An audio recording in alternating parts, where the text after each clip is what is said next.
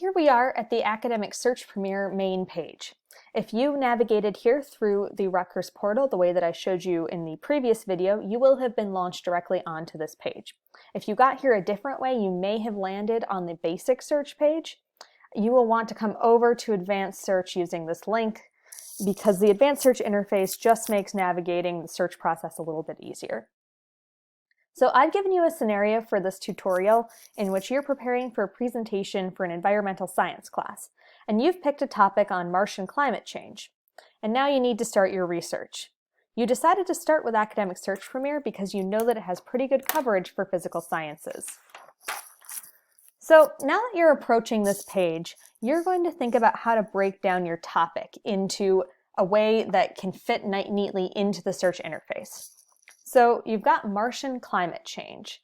This is a topic that has two main elements or facets. There's the climate change part and there's the Mars part.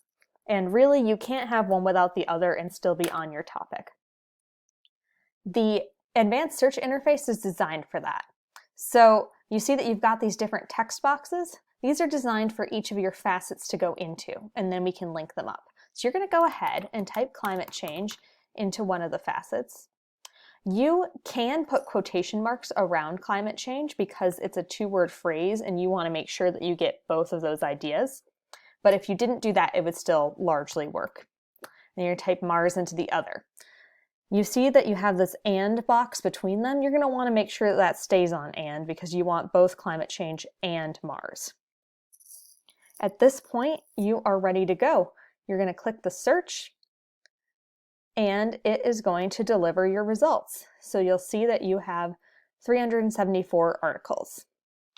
In the next video, we're going to talk about how to parse through these results and make things a little bit more precise and a little bit more manageable.